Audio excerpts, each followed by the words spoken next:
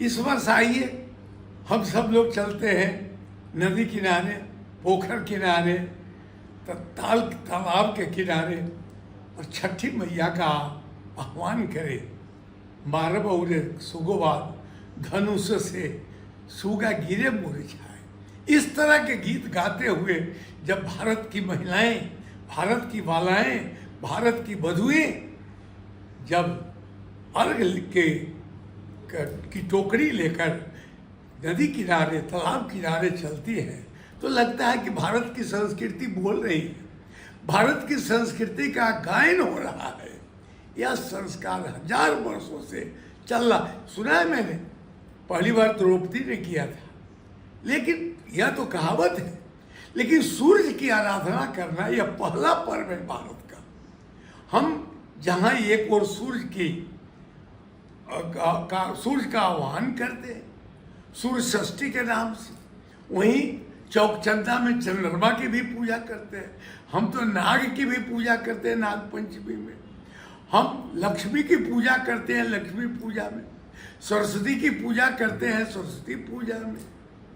तो तमाम पर्व हमारे भारत की सांस्कृतिक एकता का प्रतीक है, उद्घोष है।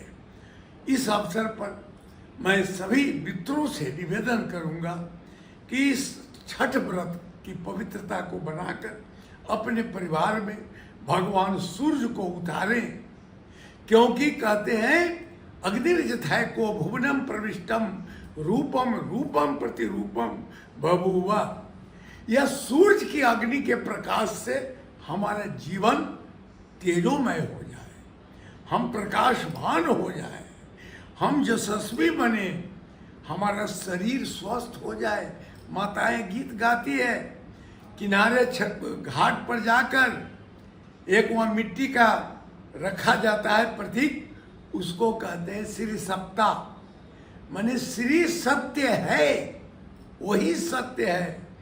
वहाँ किनारे पर बैठकर हमारी माताएं बहनें गीत गाती है, सूर्य का आह्वान करती है। दूसरी बात, भारत भी अब भारत का पहला पर्व है जिसमें उगते हुए सूर्य को तो प्रणाम करते ही है, डूबते हुए सूर्य को भी हम प्रणाम करते हैं। मतलब हम ऐसा नहीं है कि केवल उगते हुए सूर्य को नमस्कार करते हैं, हम डूबते हुए, हमारा सूर्य है, चंद्रमा है, रात में चंद्रमा की पूजा करते हैं जिसमें हम लोग चौक चंदा मनाते हैं। अभी महिलाएं, हमारी बहनें बेटियां, बहुत लोग वो तीज मनाती हैं या और एक और पर्व होता है, सब तमाम लोग करती है। और उसमें देखकर, और करवा चौथ भी होता है, उस करवे चौथ में भी चंद्रमा की पूजा। तो हम तो सभी जीव जंतुओं की पूजा, हम वृक्ष की पूजा करते हैं, नदी की पूजा करते हैं, पृथ्वी की पूजा, जल तो जीवन है। हम जल की पूजा इसलिए करते हैं कि जल से हमारा जीवन चलता है। इसलिए नदी के किनारे बैठकर सूर्य का आह्वान करते हुए हमारी माताएं बहनें छठ का पर्व करती हैं। हम सभी लोग बड़े पवित्र भाव से छठ के दिन किनारे, नदी किनारे, पोखर किनारे चले और उस दिन शाम का अर्घ दें। फिर दूसरे दिन 7 और 8 2 दिन है, तो दूसरे दिन हम लोग 9 तारीख के प्रातः काल सूर्य को नमस्कार करें और उनसे आशीर्वाद मांगकर अपने जीवन को स्वस्थ बनाएं, दीर्घायु बनाएं और अपने जीवन को सार्थक बनाएं। इस अवसर पर तमाम मित्रों को, सभी लोगों को मेरी शुभकामना।